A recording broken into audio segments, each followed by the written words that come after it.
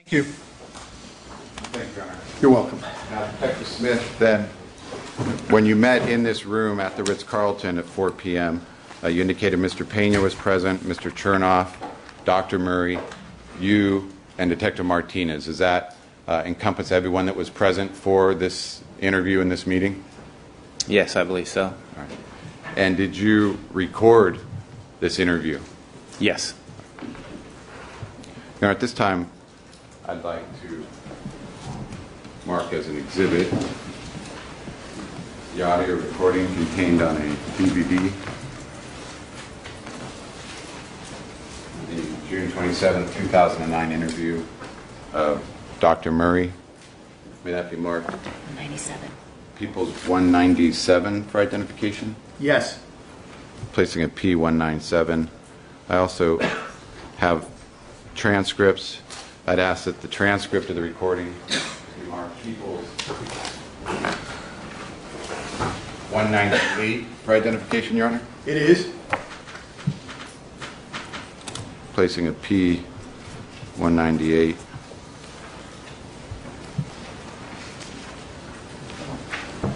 May I hand out the transcript, Your Honor? You wish to publish? I do. Is there any objection, Mr. Chernoff? No, this is as a no objections. All right, thank you. And counsel did want me to advise the jurors about certain redactions, I believe. Was that right, Mr. Walgren? Yes, Your Honor. Mr. Chernoff? About certain redactions? Certainly, whatever you wish. Well, that was agreed, wasn't I it? think there were. Oh, you mean the black? Yes, that's right. correct. We talked about they were showing up. Yes, Judge. I'm sorry. Yes, Right. yes. Ladies and gentlemen, a couple of things. First of all, each of you will receive your own copy of a transcript marked People's 198. It's being passed around. When you receive it, put a P198 to indicate it's People's 198. Also put your seat number and circle your seat number, and I'll give you further instructions as well. So this is People's 198. While the transcript is being passed, would counsel stipulate that Mrs. McNeil need not transcribe? Mr. Walgren? Yes, Your Honor. Mr. Chernoff? Yes. Thank you. And Detective Smith can get a copy, and if I may as well. This is People's 198, ladies and gentlemen. Yeah, Court, Your Honor. Thank you. Thank you.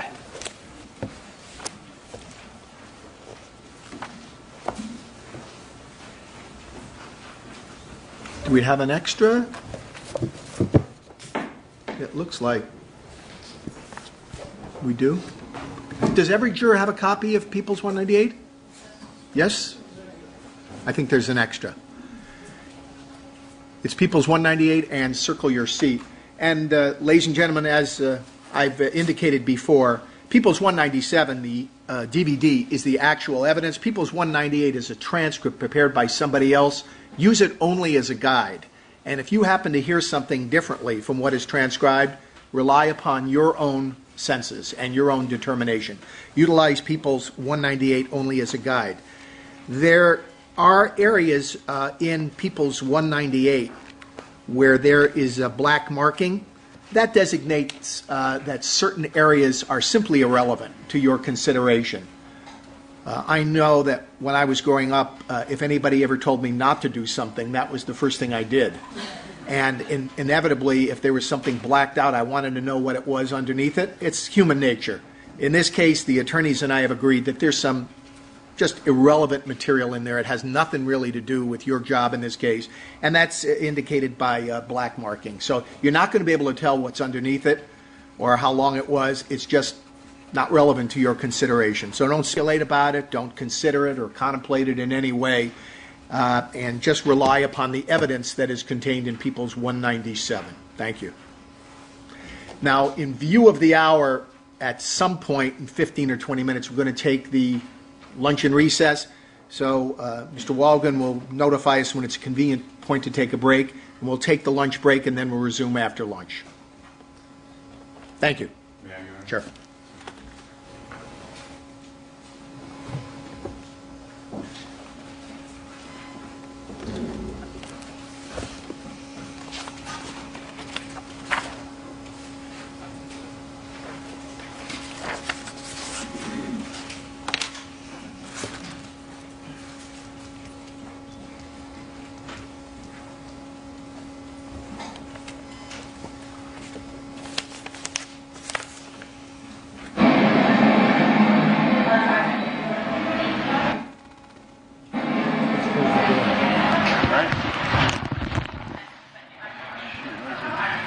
June 27th at 4:02. Ritz-Carlton, Marina Del Rey.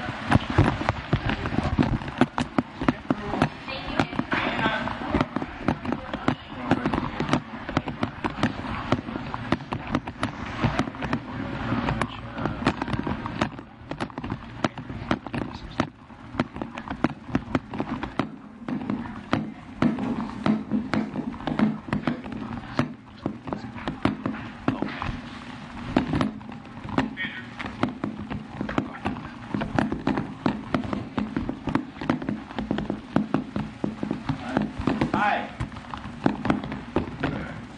I'm Ed Sherlock. Scott Smith. Good to see you. This is Dr. Murray. I'm Michael Payne. Sit here. That's all right. Okay, we'll make this as painless and as quick as possible.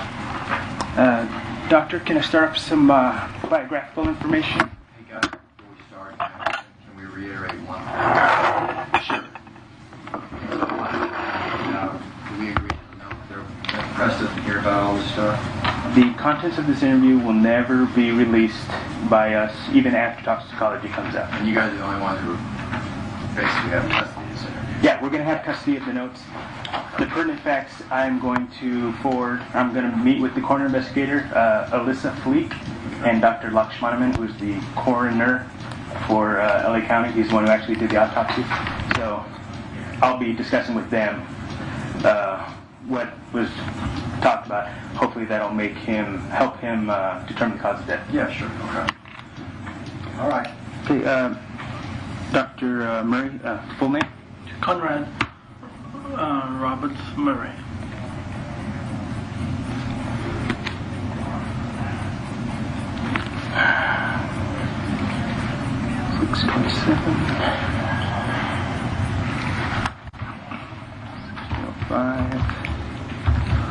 Do you have a residence address? Yes.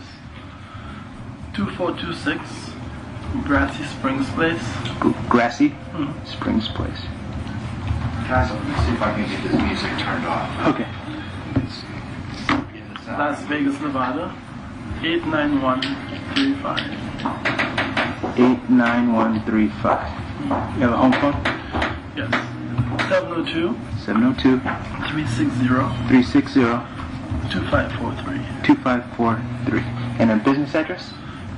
2110 2110 East Flamingo Road. East Flamingo Road. Any suite number? Suite 301. 301. Las Vegas also? Las Vegas, Nevada. Same zip code? No. 89119. And a business phone? 702 866 6802. You have a cell phone? Yeah, 702 862 0973. Okay. About how tall are you, sir? 6'5". And Roughly. how much do you weigh? I'm about 200 and 220. And birth date? February 19th, 1953. I'm sorry, February. 19th, 1953. And how old does that make you? 56, my whiskey. And do you have a, obviously you don't have a California driver's license. Do you have a Nevada driver's license or No, a Texas? I have a California. Oh, you do? Yeah. Do you know the number off the top of your head? I'll give it to you. I give it to your other colleagues on the day of the Yeah. The number is as an apple 596 5981. A5965981. Yeah.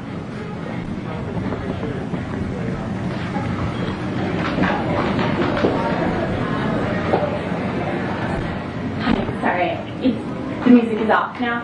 Yeah, it's still on. Still on? Okay, sorry about that. No. And Pena, turn off. Okay. Can we get some business cards? I got it. Oh, you got Yeah. some already? Okay. Let me pass them over to you. So once again, thank you very much for meeting with us. I hope you understand that none of the circus that's been going on has been on our by coming from us. None of the comments and stuff. We understand that you spoke with some detectives at the hospital. Yes. Fortunately, they weren't handling the case. They just were the division that was right there in the area. So we were coming from downtown. They were from right there. They showed up. They're helping us out, and so they didn't do a formal interview. They basically took notes after you had left. Yeah. So that's why we Well, wanted they took to. notes after I left? Yeah, I mean they took very few notes, but they knew that they weren't handling it, so they thought that we were going to talk. Okay, I see. So, how long have you been doctor for Mr. Jackson? I first started attending to him in 2006. And it was continuous 2006 on, No, well, no, or on and off? off and on, intermittent. Okay. Do you know if he was under the care of any other doctors? He never disclosed that to me, but because he moved around so much, I would assume that he was. Okay. So you're not sure if you're the only doctor? No. I'm sorry, doctor. What kind of doctor are you? I am a interventional cardiologist in my subspecialty. I am a cardiologist as a specialist, and I have a specialty also in internal medicine, all three. Did the Jackson, specifically Michael, seek you out for that reason because you're a cardiologist, or? No. I first met him in 2006 when a patient friend who was a security guard with him asked that I see him as a request because he was not feeling well. He wanted to see a doctor. Yes, thank you. Thank you very much. And when you first started attending and seeing Michael Jackson in 2006, what was that for? There was a family flu illness between himself and his children. They were coughing and had a runny nose, and they felt dehydrated, and they were not really getting enough rest at that time.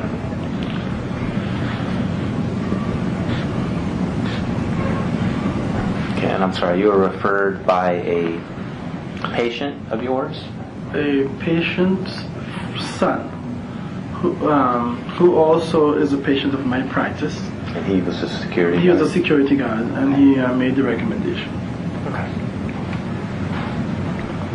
This last section of time that you've been caring for him, how long continuously has it been? A little over months. 2 months. Can you tell us how that came to be?